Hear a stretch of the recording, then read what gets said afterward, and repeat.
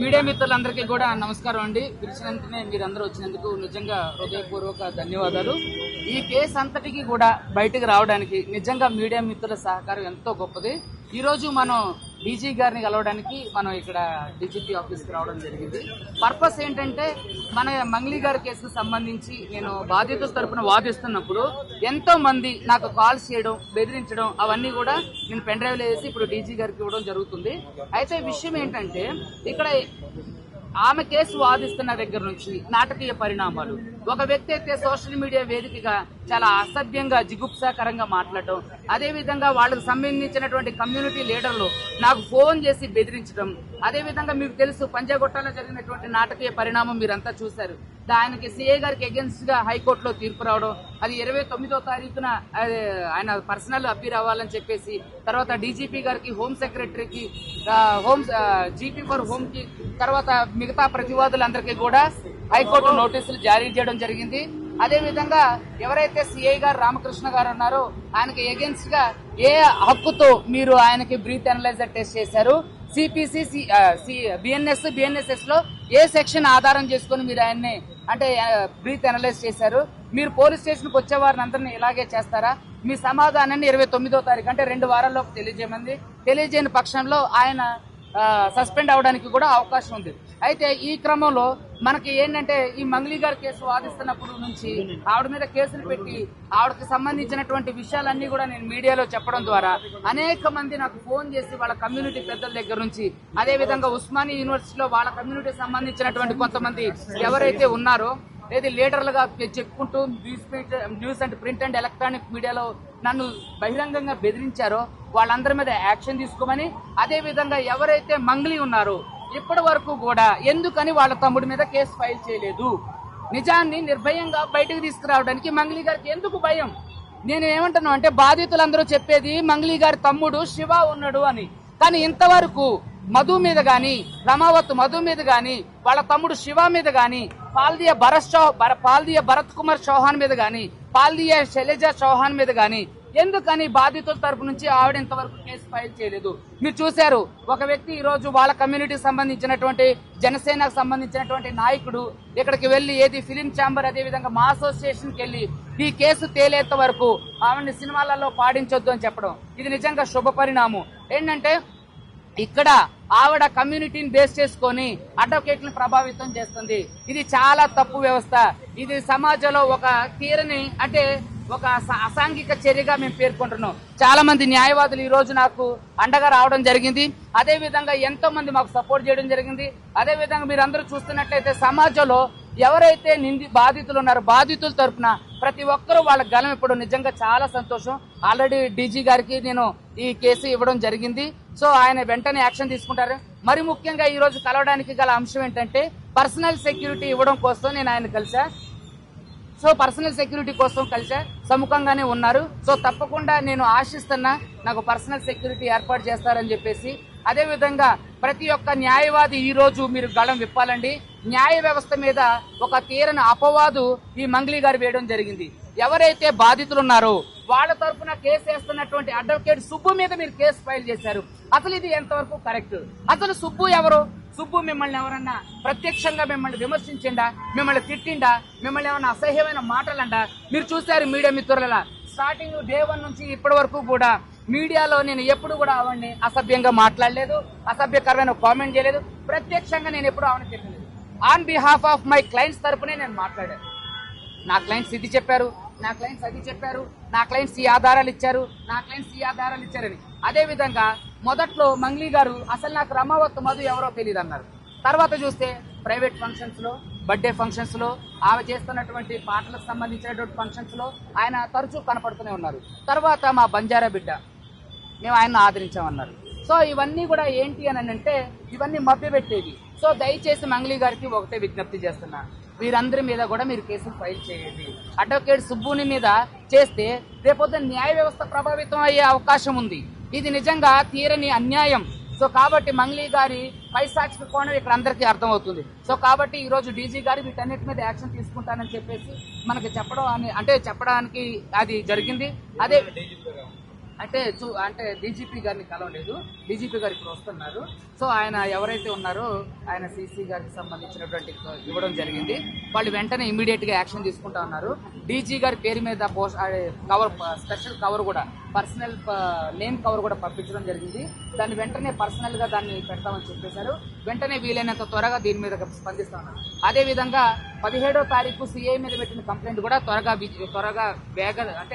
వేగంగా దాన్ని విచారణ చేపట్టి బాధ్యులైన వారిపైన చర్యలు తీసుకుంటామని చెప్పారు.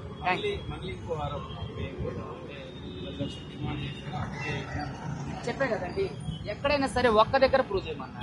నేను ఎక్కడ అడిగా, నేను ఆవిడని కలిసింది ఒకేసారి. అది కూడా ఆవిడ ఆర్బిట్రేషన్ కి నన్ను ఒక డైరెక్టర్ గారి ద్వారా, ఒక న్యాయవాది గారి ద్వారా నన్ను పిలిపిస్తే ఆవిడ దగ్గరికే వెళ్ళినప్పుడు ఆవిడతో నేను మాట్లాడా కదా. ఆవిడ మాట్లాడినప్పుడు వాళ్ళందరూ చెప్పాలి కదా. వేణుగుడుగులా గారి ఇంటర్వ్యూలు మీరు అన్ని చూశారు. ఎక్కడైనా నేను 10 లక్షలు డిమాండ్ చేయడం చూసారా? ఇదంతా ఏంటంటే కావాలని అసాంఘిక చర్య, బురద జల్లే చర్య. ఒక్క ఆధారం ఎందుకని చూపించాలా? ఏదో చిన్న వీడియో రిలీజ్ చేశారు. అందులో నేను ఎక్కడైనా బెదిరించినట్టు కానీ, భయపెట్టినట్టు కానీ, డబ్బులు అడిగినట్టు కానీ ఎక్కడైనా ఉందా? కాబట్టి ఇదంతా మీడియాని, ప్రజల్ని పక్కదోవ పట్టించే కార్యక్రమం మంగ్లీ గారు చేస్తున్నారు. మిమ్మల్ని ఎవరు బెదిరిస్తున్నారు? మంగ్లీకి సంబంధించినటువంటి మీకు వీడియో చూపిస్తా. నేను ఏదైనా సరే మీకు వీడియో చూపించాను, ఇప్పుడే చూపిస్తా. ఎలా బెదిరిస్తున్నారో మీరు చూడండి. అంటే ఈ కేసు నుంచి చూపించాలి సుబ్బారావు గారు, ఈ కేసు నుంచి తప్పుకోండి బెదిరింపులా ఏంది? ఈ కేసు నుంచి తప్పుకోమని మంగ్లీ గారు ప్రత్యక్షంగా బెదిరించారు. వాళ్ళ తమ్ముడు తీసేయమని ప్రత్యక్షంగా బెదిరించారు. డైలీ న్యూస్ ఆయన పేరు ఏంటి? యాంకర్ పేరు, డైలీ న్యూస్ యాంకర్ పేరు సాధు, అది ఉంటది కదా ఆయన పేరు. డైలీ న్యూస్ యాంకర్ ఉండదు కదా, సాధు అతని పేరు ఏదో ఉంటది, విజయ్ సాధు.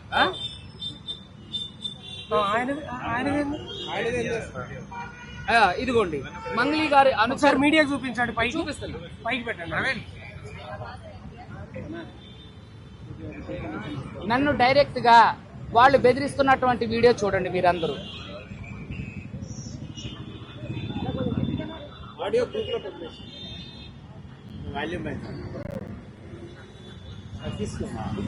ఆయన ఇంటర్వ్యూలో బెదిరించారా? ఆయన ఇంటర్వ్యూ చేస్తున్నప్పుడు వేరే వ్యక్తి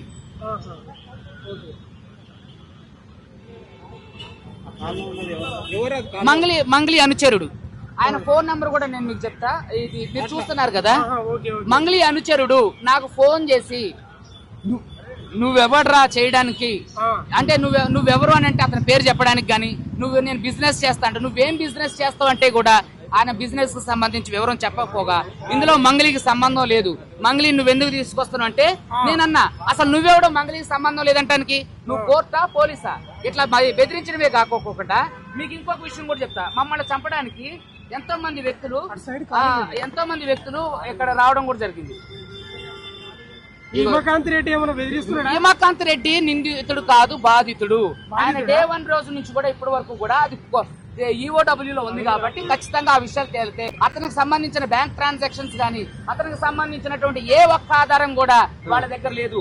ఎవరైతే మధు ఉన్నాడో, హిమకాంత్ రెడ్డి ఉన్నాడో అతను కూడా ఒక ఏజెంట్, డబ్బులు కలెక్ట్ చేసిన ఏజెంట్ కాబట్టే తను వచ్చి అతను కూడా విచారణకు అందుబాటులో లేడంటే తను అంటే మామూలుగా నాకు తెలిసి పారిపోయి ఉండొచ్చు, అంటే వెళ్ళిపోయి ఉండొచ్చు. కోర్టులో బెయిల్ వేసిన తర్వాత అతను మీడియా ముందుకు రావడానికి అవకాశం ఉంది. తను ఎక్కడుండో కూడా మనకు తెలీదు. లేదండి, మనకి అతను టచ్ లో లేడు. ఎందుకంటే ఇగో చూడండి, మీకు ఇగో చూడండి, మమ్మల్ని ఎవరైతే మంగ్లీ అనుచరులు ఉన్నారో చూపిస్తున్నా, మంగ్లీ అనుచరులు ఉన్నారో వాళ్ళు ఎలా మమ్మల్ని వెంబడిస్తున్నారో, ఎలా వివరాలు అడిగితే పారిపోతున్నారో మీకు చూపిస్తా. ఎక్కడ తగ్గే ప్రసక్తే లేదు. ఖచ్చితంగా బాధితులకు న్యాయం జరిగేంత వరకు నేనుంటా. అదే విధంగా మంగ్లీ గారు ఏదైతే ఆరోపణలు చేశారో అవన్నీ కూడా ప్రూవ్ చేయాలి. లేకపోతే మేడం గారికి హైకోర్టులో సినిమా చూపిస్తా. తప్పకుండా ఎక్కడైనా ఇప్పుడు ఆవిడకి సంబంధించినటువంటి ఏ ఆధారం లేకపోతే నిరూపించుకోమనండి. వాళ్ళ తమ్ముడు ప్రత్యక్షంగా ఎందుకుండో, ఎవరైతే ప్రధాన నిందితుడు రమావత్ మధు ఉండో మీకు డైమండ్ నెక్లెస్ కొనిచ్చిందని ఎవడైతే భరత్ నాయక్ ఎవరో మొన్న ఒక ప్రధాన మీడియాలో కూడా చెప్పిండు, మీ అభిషేక్ నాయక్ ఎందుకు మీకు పరిచయం అయితే డైమండ్ నెక్లెస్ కొనిచ్చేంత పరిచయం ఎక్కడిది? మీరు పాటలు పాడుతుంటే మీ బ్యాండ్ లో అతనుండి ఎంజాయ్ చేసే పరిచయం ఎక్కడిది? మీరు వాళ్ళ ఇంటికి వెళ్ళి అర్ధరాత్రి ఫోటోలు దిగొచ్చేంత పరిచయం ఎక్కడిది? ఎవడైతే ప్రధాని నిందితుడు రమావత్ మధు, భరత్ చౌహాన్, శైలజ చౌహాన్ తో మీ తమ్ముడు ఎందుకు ట్రావెల్ చేసిండు? బాధితులతో మీ తమ్ముడు ఎందుకు ట్రావెల్ చేసిండు? గుళ్ళు గోపురాలు ఎందుకు తిరిగిండు? వాళ్ళతో చాటింగ్లు ఎందుకు చేసిండు? వాళ్ళతో డబ్బులు పెట్టుబడి పెట్టండి, మంచి లాభాలు వేస్తాను ఎందుకు చెప్పిండు? చెప్పండి. మీ తమ్ముడితో ప్రెస్ మీట్ పెట్టించండి దమ్ముంటే. నేను బహిరంగ సవాలు ఎన్నోసార్లు వేసా, ఈ రోజు కూడా బహిరంగ సవాలు వేస్తున్నా. మీ దగ్గర ఒక్క ఆధారం ఉన్నా తీసుకొని రండి. సుబ్బు బెదిరించిండటానికి గాని, సుబ్బు డబ్బులు అడిగిండటానికి గాని, హైకోర్టు అడ్వకేట్ ఇలా చేసిండటానికి గాని, లేదంటే పలానోళ్ళు ఇన్ని డబ్బులు ఎట్లా చేశారు, మీరు నన్ను బెదిరించినటానికి, మనుషుల్ని పంపించారంటానికి చాలా ఆధారాలు.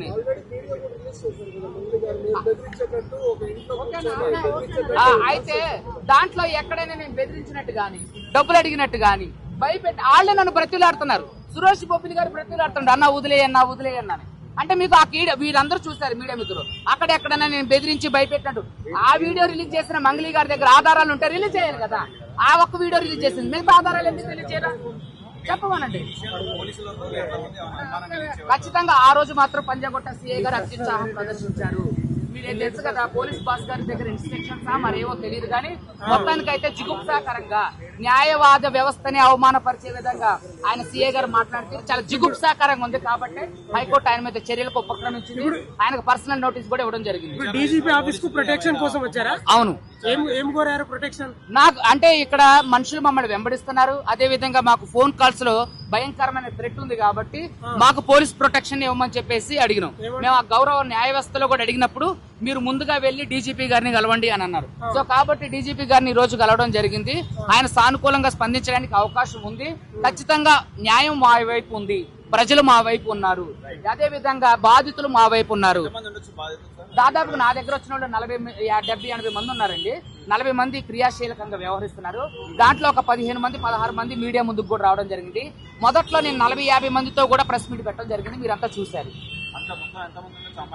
అమాయకులందరూ కలిసి 70-80 మంది ఉన్నారండి. ఆవిడ నా దగ్గరకు వచ్చిన బాధితుల దగ్గర మోసం చేసింది అయితే ఏది శివ, మంగళి తమ్ముడు శివ, పరోక్షంగా మంగళి గారు, వాళ్ళ ఎవరైతే ఉన్నారో 9.5 నుంచి 10.5 కోట్లు. మీకు ఇంకొక విషయం చెప్తా, ఎవరెవరి దగ్గర ఎంతెంత ఈ ప్రధాన నిందితుడు మధు వసూలు చేసిండో అవన్నీ కూడా నా దగ్గర ఉన్నాయి.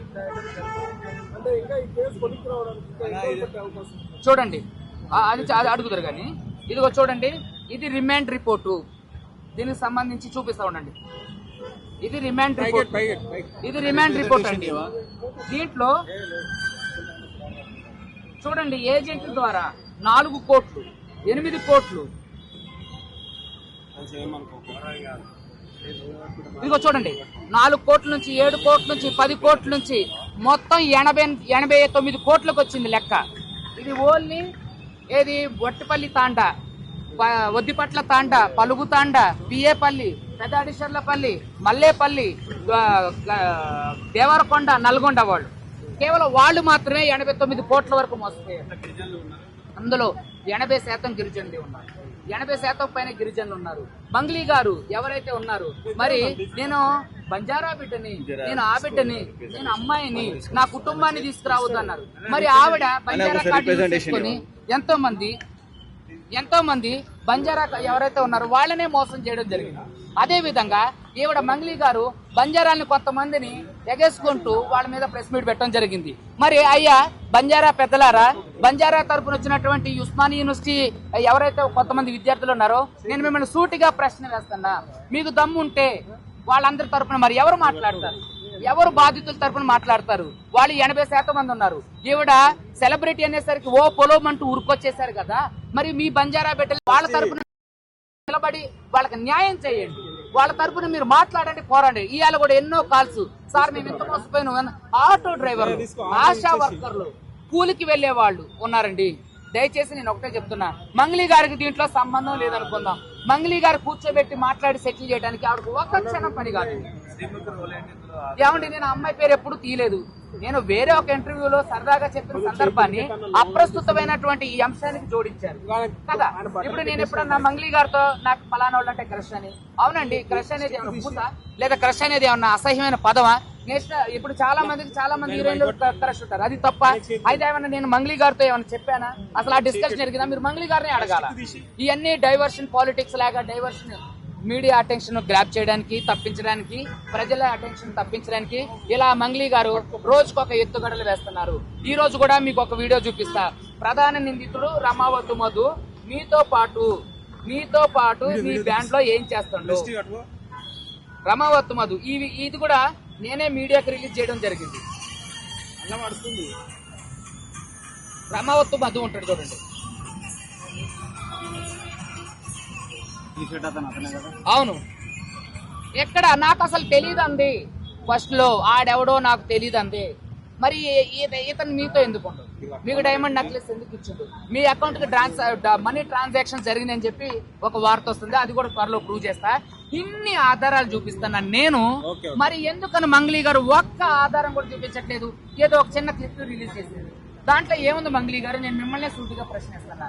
దాంట్లో నేను మిమ్మల్ని డబ్బులు అడిగానా? మిమ్మల్ని బెదిరించానా?